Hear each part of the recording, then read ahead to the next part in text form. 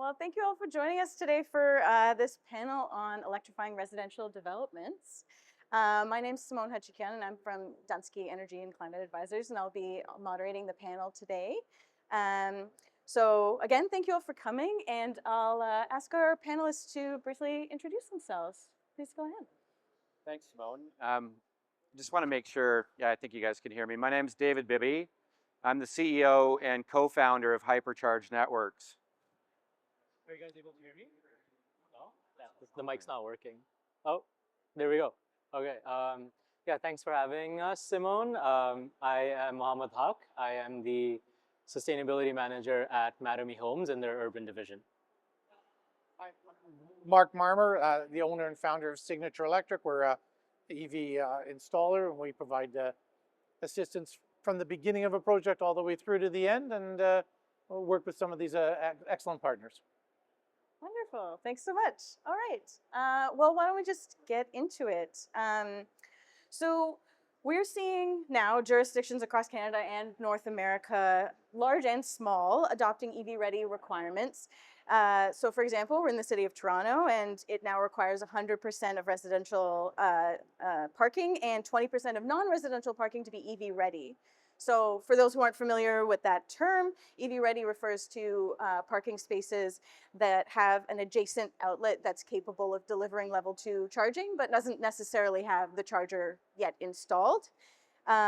So right now, over 20 Canadian cities and several American jurisdictions as well currently have similar requirements, and many others are in development. In fact, I highly recommend checking out Electric Autonomy's list of Canadian municipalities that have these requirements. It's a really great tool. But with that brief intro, we'll be discussing today this sort of growing demand for residential charging in multifamily buildings in particular, and strategies to best meet that for new developments. So without further ado, Mohammad, I was hoping you could start us off. How do you evaluate the demand for EV charging, and how does that impact the planning and pre-planning stages for a new development? Yeah, as you mentioned, there is a huge requirement by municipalities now to include EV chargers and to include EV-ready spaces. So that's where we start, really. Like, we look at the municipality we're in, we look at what that requires, and from there we can go on to how, as a developer, we can exceed that. So what are the actual demands from our communities, and what are our demands from our homeowners, because that's a huge part of our development and construction. And since we make master plan communities of multiple multifamily homes together, it's really important for us to make sure that, all right, so we are building a building today, but we're also in that same community building 5 years from now, and what that demand is going to change. So we are able to look at our historical data, we're able to look at industry data, and also municipal data to understand what those demands could be and plan accordingly. However, as we go farther and further into projects, we start getting real numbers out of it. So we start getting numbers about what the demand for EV around us are, and as we go even further into the project, we understand how many parking spaces with EV chargers installed we're able to sell in a project.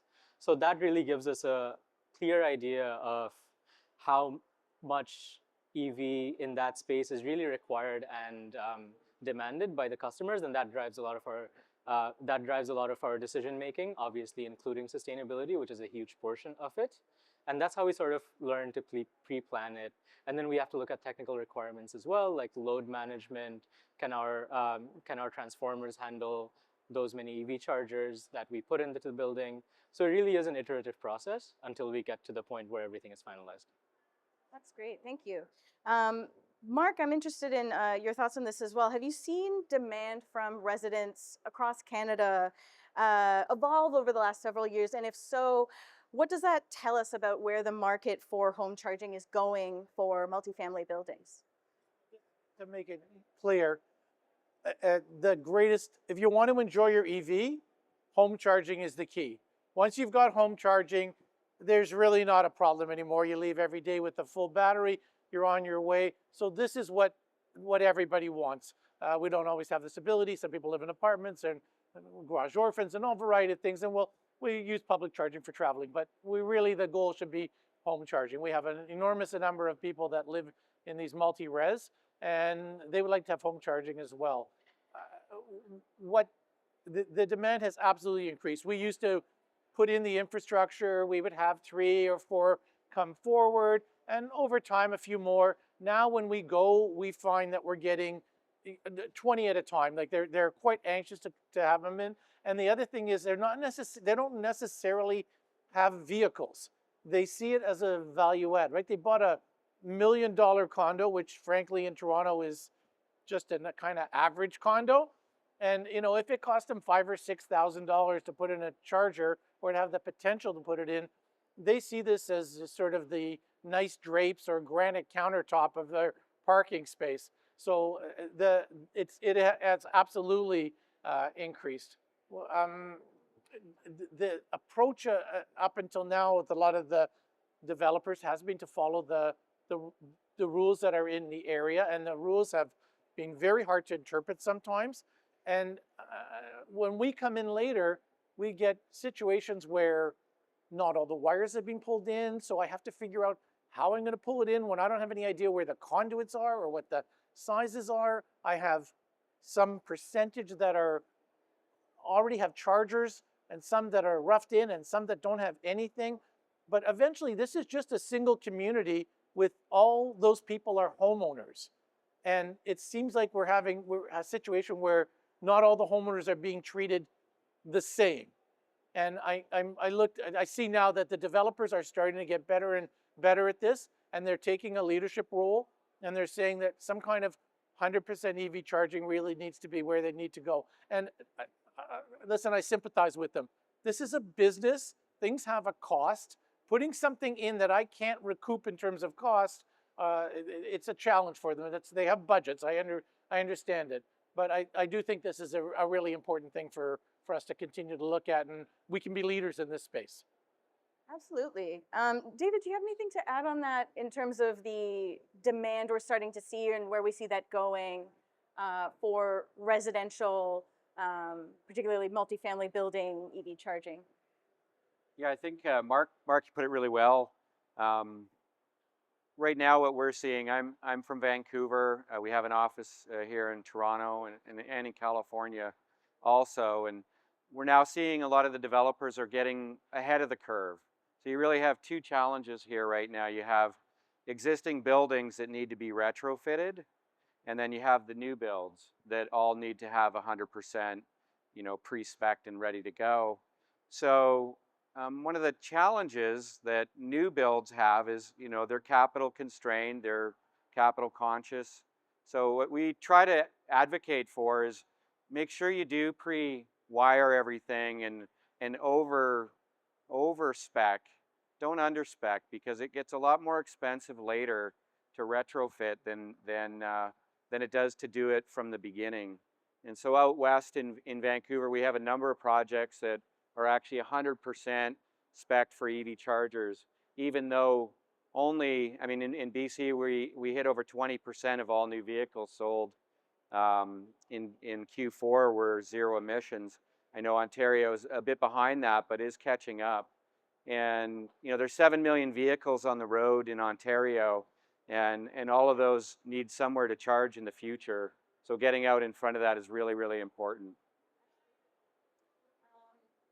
So continuing this discussion, and as you spoke to earlier, Mark, I think we can acknowledge it's important to ensure access to charging at home for everyone.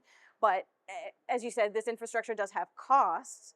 So we know that careful design and planning can help to minimize some of these costs while optimizing the benefits you get from EV charging in your home, in your building. So let's talk about a few of these key strategies to accomplish that next. So Mark, more and more municipalities, as I was saying earlier, across Canada, across North America, are adopting 100% EV-ready requirements. Could you tell us why this might be becoming the prevailing strategy and what the benefits or drawbacks might be? Sure. I think that this is really, I truly believe this is good for everybody. ultimately, if the developer plans it in, maybe we have I don't know, 4 chargers sharing a feed, and try to minimize the number of panels, use dynamic load management, keep the infrastructure costs down for the developer, but wires to everybody's spot. So this has a cost per bay. For every parking space, it adds X amount of money.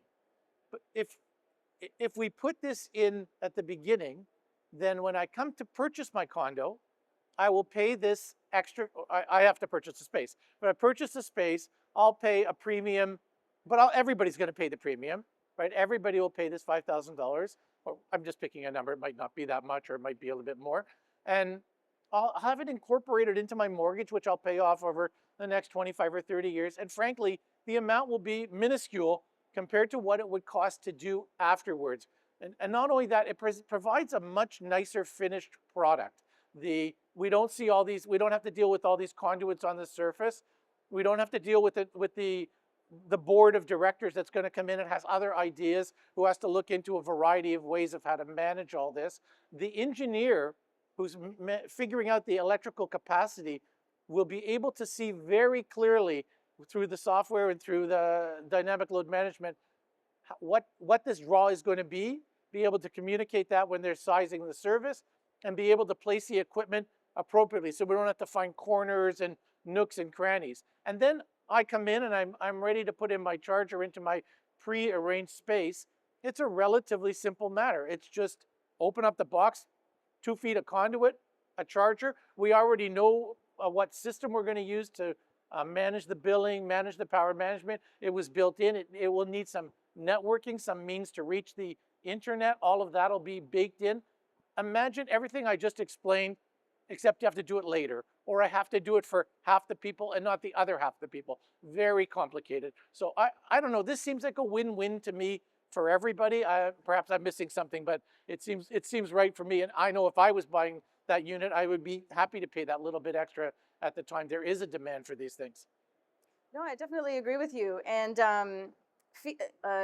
feeding off of that, one of the ways to reduce costs to get to this sort of 100% EV readiness is load sharing across multiple chargers to reduce the total electrical capacity in the building that you need to support a given number of chargers in a building. So David, I was wondering if you could speak to some of the most effective strategies you've seen for load sharing, and what their implications are for residents and building managers. Yeah, thanks. Yeah, so Mark touched on it a little bit, but a lot of the ways you can stretch your infrastructure is using dynamic load sharing. So in most buildings, like the first thing is, most of us in this audience probably drive EVs. Like this would be, normally I ask how many people drive an EV, and about 10% or less put up their hands, but I'm guessing this audience would be a little bit bigger than that. So the reality is, when you're charging your vehicle, it's like a cell phone. It doesn't start charging, usually you don't start charging it from 0, and you may not charge it to 100%, right? You're charging it from 20% to 80% is usually a reasonable number. And so the rate of charging is different depending on how full your battery is. And so what we can do with load balancing is dynamically share that circuit, a single circuit. You could stretch it up to 4-to-1, depending on the building and the need. And so that reduces the cost of copper, the cabling, the number of panels that are required. And that's a very efficient way for most use cases. In some examples, you might actually do load sharing at the panel level. So in new builds, sometimes the panels are smarter. They want to share between panels. So that's happening. And then even in larger, more complex applications, you could be doing it at the site level or building level. And what we're doing out west right now, we're working on what's called demand response with the utilities, because there's also a supply side issue here. It's the demand side with the drivers, but utilities, not so much in Canada. We have an amazing grid here, and we need more power for sure, and that is going to get built out over time. But other parts of North America and other parts of the world don't have the same grid that we have.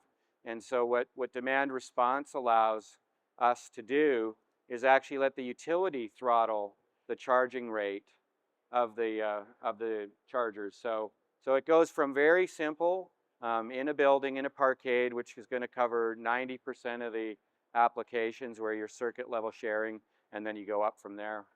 And then maybe one more thing that you guys are probably all aware of and looking at in some cases where maybe you have a mix of fast charging and level 2 charging, where battery buffering is coming in as well. We're seeing a lot more of that occurring, and why that's nice is it can actually reduce your operating costs in the future. So if you're drawing a lot of demand on a fast charger, you get charged a higher rate. By putting batteries in these systems, you can somehow, or sometimes, you can reduce your lower your operating costs through that technology as well. Great. Yeah, thank you. Mohammad, do you have anything to add there in terms of things that can be done at the sort of design and implementation stage to optimize this amenity for residents? Sure. David hit a lot of nails on the head in that all these things need to be planned in terms of what the building is going to look like, what the capacity would look like for these chargers, and how we can provide that electricity. Something in the real world that we have faced is transformer sizing, right?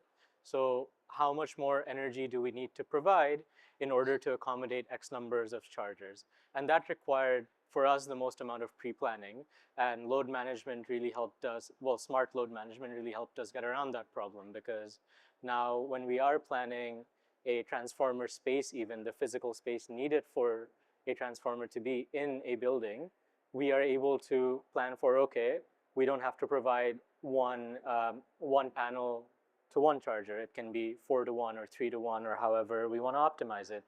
So all these decisions are required to be made in the beginning of a project, because as we go farther and farther into it, these forecasts become real, and that variance is something that we really need to account for. So from a condo perspective, it is important for us to understand, and I agree with Mark, that keeping EV charging spaces EV ready, parking spaces EV ready, is crucial in moving to that next step of designing parking, but also figuring out the ratio between EV ready spaces and spaces where we'll actually have the chargers. Because at the end of the day, it needs to be a seamless experience for our design and construction teams to actually put these in, and then be a seamless experience for the homeowners or the investors to use them, right? So what we did so far, like we have had discussions with Hypercharge for quite a while in terms of making that happen. Like, how do we do that? What kind of load sharing is correct? What are some of the, what is the range of transformer upgrades that we're looking at? And we planned that for 5 to 10 years. And that's this kind of pre-planning that we need in order to actually do this efficiently. So there's a big difference between keeping things EV ready and actually having chargers in the spaces. And that's something we have recognized and we are working on in our communities. That's great. Yeah, thank you. These are great insights. So of course our story doesn't end once the development is complete. It's also critical to ensure that buildings are set up for success when they're ready to operationalize this EV ready infrastructure or charging stations that they've put into place. So Mohammad, again, actually, what are some of the key things developers should consider about EV infrastructure to create a positive experience for residents and potentially even build customer loyalty? I'm thinking things like open systems, provisions in the condo bylaws, or something in the disclosure statements. So all those are really important. I think at the end of the day, it's really important for us to understand who we are building for. The demographic in Toronto is different from the demographic in Oakville, is different from the demographic in Milton, and so are their parking requirements, right? EV charging is really helping us to get to a net zero world.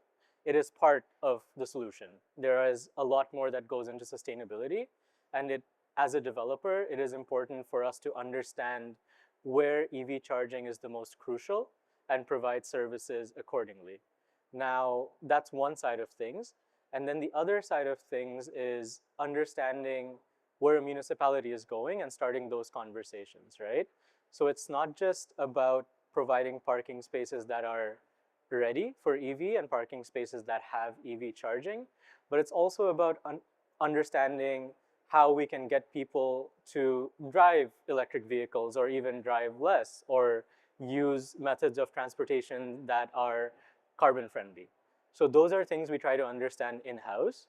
And then once we actually build these chargers in and our customers use them, we need that experience to be seamless. So that having a positive experience there is really, really important to us. So that could come in many different forms. That could come as, here's 100% EV ready, put in whatever charger you want, or here are EV chargers, go ahead and use them using your RFID card and what have you, and then the utility bills are taken care of by the condo corp, right? So those are many different business models that we can put in our EV charging capacity, and it's really important for us to understand beforehand what kind of building we're building and who we're building it for to get there. And now, once that has been done, I'm just quickly looking at my notes just to make sure I got everything.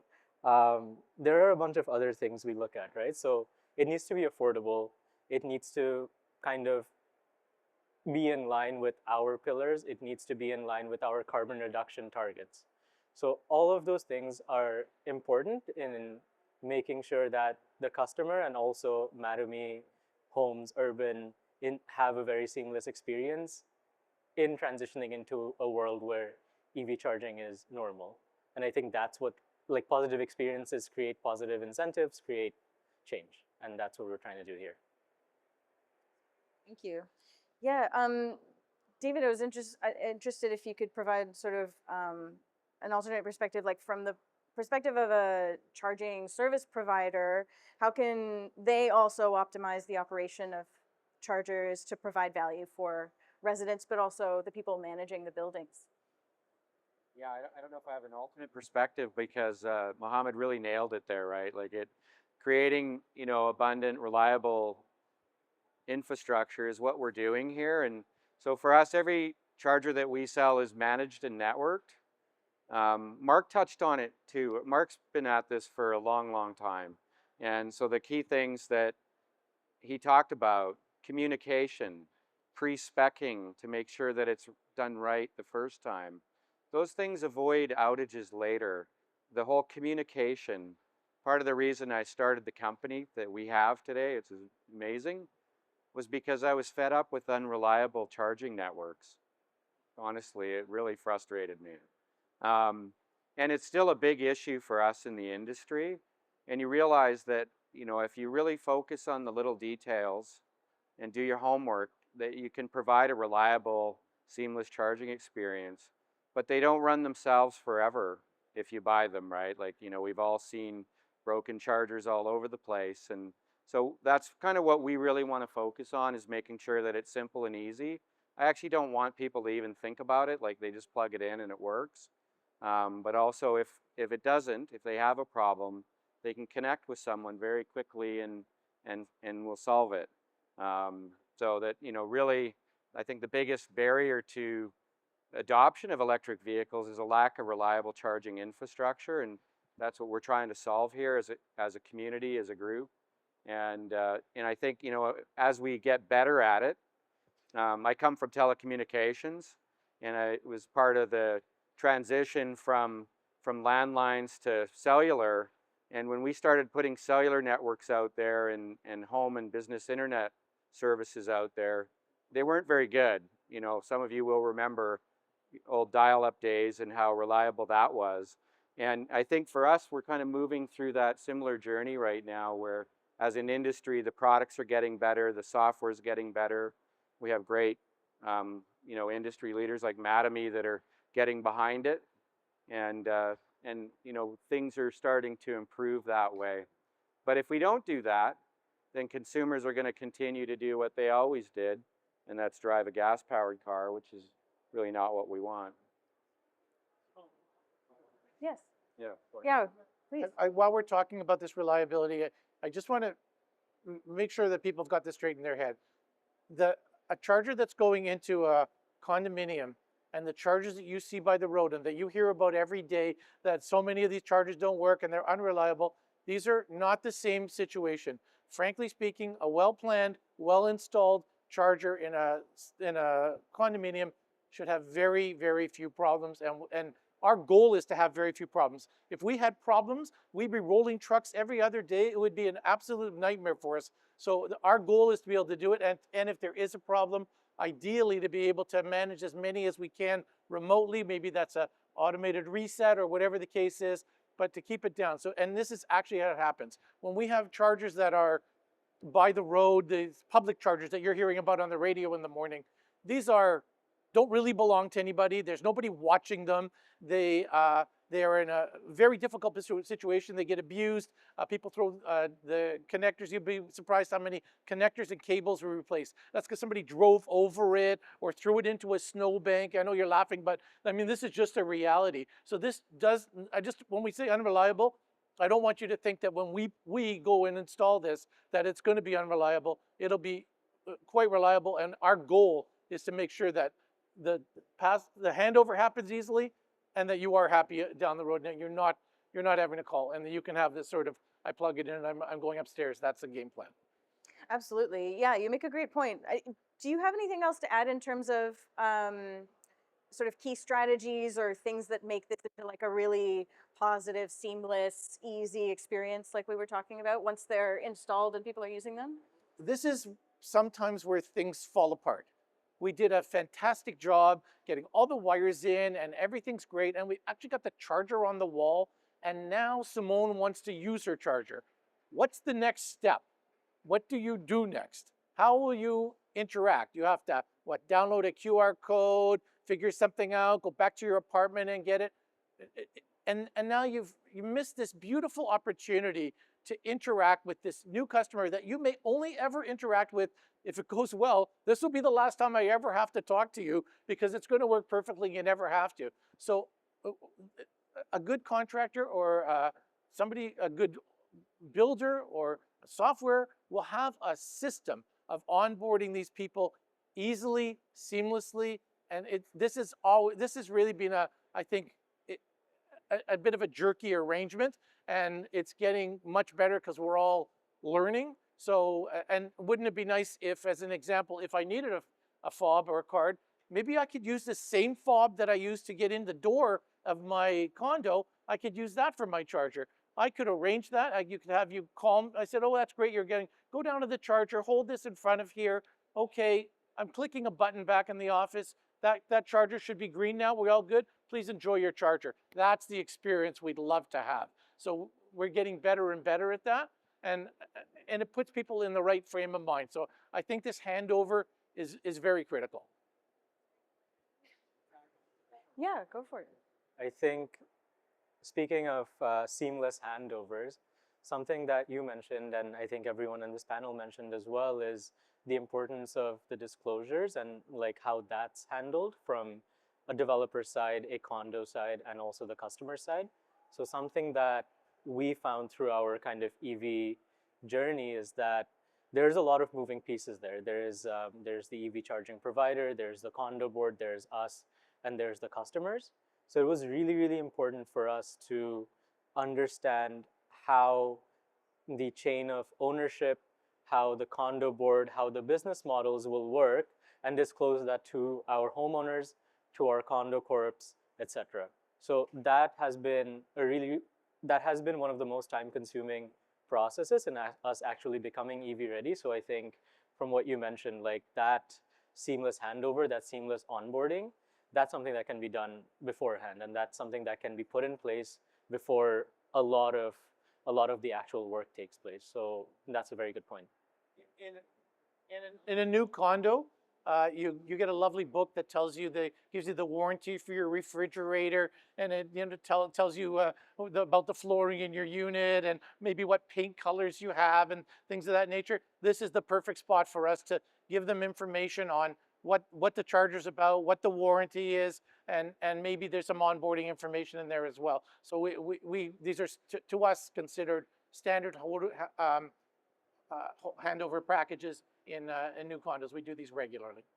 That's great. Yeah, absolutely. Fantastic. Okay, well, I think we can start moving it into the question and answer portion here. If anyone from the audience has any questions they'd like to ask the panel, we have a microphone set up here at the back. So please feel free to come on up. Yeah, please go ahead.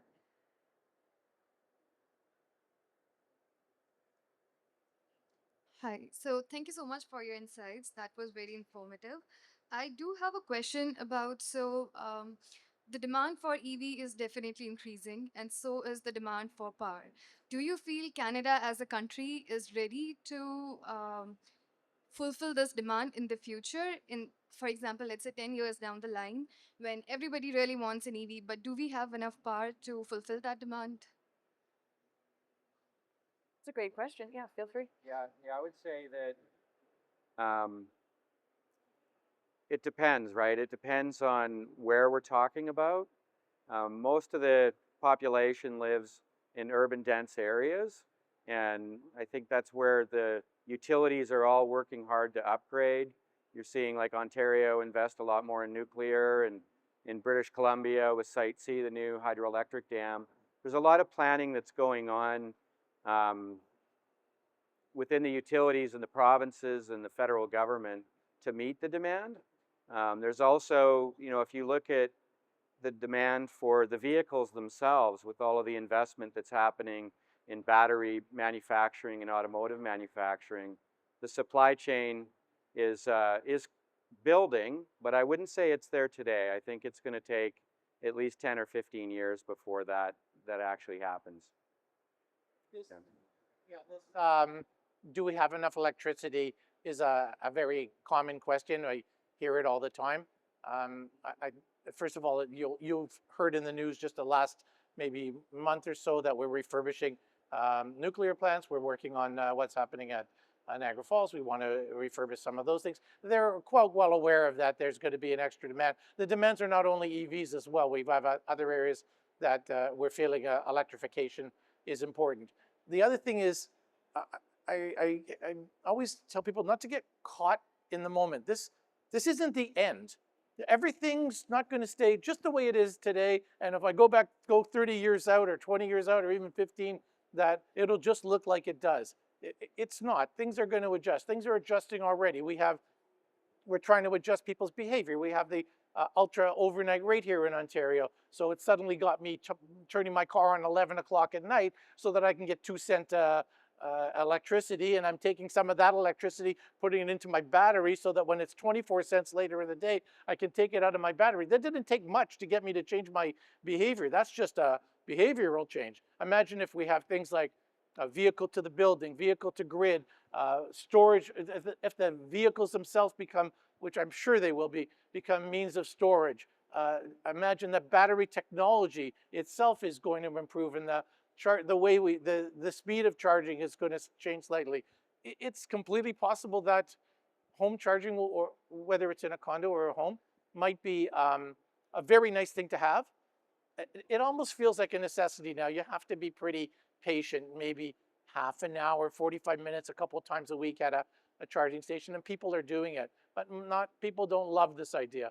But if I could get that down to a shorter period of time, then the condo or home charging might be a nice to have, but not an absolute necessity. So don't get too locked into this is the way it is, and it's not going to change. If we look back to the technology that we're using today and our smartphones and everything, if I went back 10 years, even 10 years, you can't hardly imagine the things that we're using now, and AI and what have you, or the things that my car's doing. I mean, it's just almost hard to fathom. So don't imagine that the charging piece will stay the same forever. Yeah, absolutely. Mohammad, do you have anything to add in terms of electrical capacity or even working with utilities on these kinds of things? I think not generally for electric vehicles, but just the carbon reduction in general. I think the way we plan for things now is a snapshot of time. We're planning 5 years, 10 years ahead in every industry, keeping in mind that technology is going to change. Like, that needs to be, at the forefront of our thoughts as well. Like, what we think is going to happen 5 years from now is most likely very different from what's going to actually happen 5 years from now. So we really need to keep that in mind while trying to enact these changes now. It's like we have a really great opportunity now. Take the opportunity now, and then later on down the line, like we are going to have better grids, and we are going in the direction, and it's trending. And you should kind of, at least in my mind, it's very important to understand that and not take 5-year, 10-year plans always as gospel, but expect improvement, especially in the electrification sense, because everything is going in that direction. And yeah, that's kind of my closing overarching thought on that. Great, thank you. I think we have another question. Yeah, thanks to the panel. My question is about rental buildings. So you talked a lot about basically new condominiums. I'm curious if any of you have experience doing EV ready, either new rental construction or retrofits, and whether any of the advice you gave around like planning and implementation would be different in a rental context. Yeah, please. So we have rental buildings that I will tell you that existing rental buildings are a challenge. Those are buildings probably from the 70s or to the 80s. They are having electrical challenges now in terms of capacity. Forget about EVs. So and for frankly speaking, they are fully rented. There's no problem. They've got a lineup of people to rent, so they're not in any great hurry necessarily. New rental buildings, we've got a couple of these already installed. This is a different story. It has an advantage of being able to keep the chargers in one area. If I could only put the panel in this area and line up these 10 cars, you'd be absolutely thrilled. The infrastructure would be almost nothing, and then the next 10 cars, I'll do 10 more. So this is what they're doing, and because it's almost impossible to find a rental building that has EV chargers, they're snapped up in a minute. So and they come at because it's a new building, it comes sometimes at a slightly higher cost. So the builder is actually quite happy to have these people come in. So, yes, it's happening. I think existing buildings will be they're a bigger challenge anyways. We're having all kinds of questions about in the city about rental stock and the condition of them and keeping rents lower, and it's a very challenging situation. We built these buildings for a period of time, then completely stopped building rental buildings, and now we're suffering the consequence of them. But the answer is yes, we absolutely have them, and I think they're. That being said, there's just not that many people building rental buildings. That's another matter. So we don't get a ton of them. I can add things too. So we do quite a few rentals. And so I didn't want the talk to just go on new builds. Like we do a lot of retrofits. And in BC, they've now legislated a right to charge as well, because the voting levels previously to get charging put into your strata were really hard, and a lot of people didn't want them. So it was a lot of red tape. So the government stepped in and changed the policy on that. But we do put rental chargers in all the time. Notwithstanding capacity issues. So one of the key things, we do a lot of our EV ready plans to go in and do an assessment to figure out what it's going to take to put these chargers in. And then in many ways, other jurisdictions are actually helping fund some of that. Like I'm not really sure that Ontario has stepped up the same way that Quebec and British Columbia have to cover some of those costs. So in some cases, up to 50% of the infrastructure costs could be paid for through some of the clean programs that are available. And the point's well taken. Some of my comments are sometimes a little Toronto-centric, so I appreciate you remembering we have a country beyond Ontario. Good for you. Beyond Toronto even, yes, for sure. I think, yeah, for us, at least for me, the concept is the same, right? Like EV charging parking spaces are EV charge parking spaces. When it comes to rental, I'll go back to the demand and what that particular side requires. That's a big one. And also looking at it from the transformer's perspective, how much energy can we provide? So the landscape changes a little bit in rental, but the ideologies are the same. Like, are we reducing carbon? Are we meeting customer demands? Are we exceeding municipal standards? And I think if we can answer all those questions, that gives us a yes or a no for EV charging, and I'll keep it to that. Yeah. That's great. And yes, please. I think we have time for at least one more question. Yeah. Okay, well, mine's an add-on to the rental question. How do you handle the question, and a bit of an assumption on my part, that rental often has non-fixed location parking, whereas condo has, you buy your parking spot. How do you handle charging with not fixed location charging typically? So one of the things that all of our charges, as I mentioned, are managed. So you could use any charger, and we handle all the payment so that you're not paying for your neighbor's power through our app or through a proximity card that like Mark was talking about there. So I'm not sure if that was the question. Maybe go ahead if there's more. There's a slight add-on to that then. Yeah. How do you handle load sharing if you're paying by the hour, or is it? Yeah, good question. So the industry is moving to kilowatt hour billing, and we handle that as well. So that's important because not all vehicles charge at the same rate, and charging by the hour is not really fair to the consumer. So we could do either. That's often set, in our case, by the rental building themselves. We can give them advice and do, but that's really up to them. Just quickly. Yeah, go ahead, Mark. Keep in mind that non-fixed is easier, right? We have these spots. The landlord tells you where to park. If you're finished and you don't need it anymore, you move out. They bring somebody else in to put it in. This is actually a giant advantage over the condominium where we have them fixed parking, and we must get it to the person's space, and we really can't move them out. So it's an advantage. Okay. Yeah, please. One question. So a lot of times when you talk about home chargers, we're usually referring to level 2 or above, right? Like 7 kilowatt. So is there any merit in considering level 1 charging and, offering a functionality where you could actually meter those, the consumption and, provide a way for property managers to find a revenue source? This level 1, level 2, just want to make sure everybody's on the same page. Level 2 means we have a 220 volt charger. We mentioned 7 kilowatts, kind of a standard 40 amp, 35 kilometers per hour charging. Level 1 is just plugging it into the wall. So it's completely possible. It just doesn't tend to satisfy people's needs because we're only charging at about 7 kilometers per hour. So that may not really give a satisfying overnight charge for most vehicles. And ideally we need the communication. It's the charger that communicates and allows us to have the billing information to turn the amperage up and down for power sharing. So this is generally the preference. I'm right, yeah? Yeah, absolutely. Did you mean fast charging or did you mean level 1? Level 1 charging, yes. Okay, you did. Great. Okay. Yeah. Great. Thank you.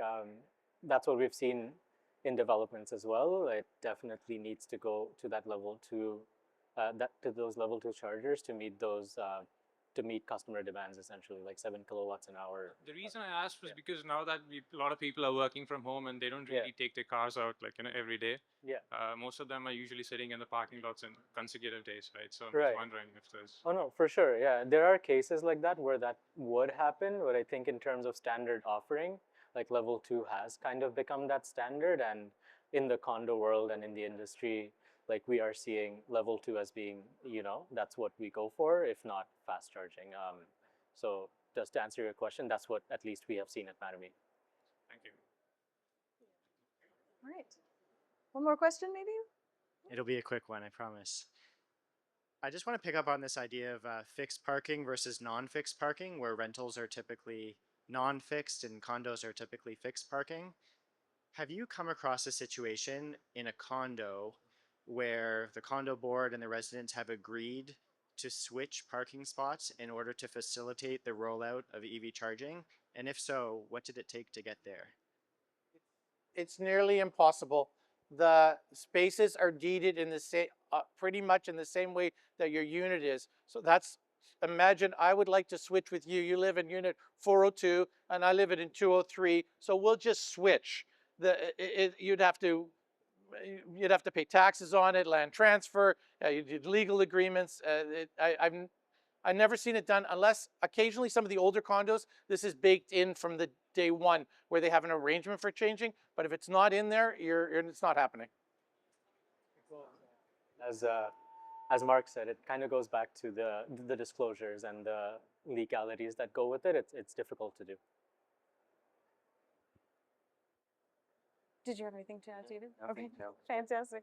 All right, well, thanks everyone. That's our time for today, but I want to thank our panelists for joining us today and for all of you for listening as well. Thank you so much. Thank you, Simone. Thanks, guys. Good job. Small.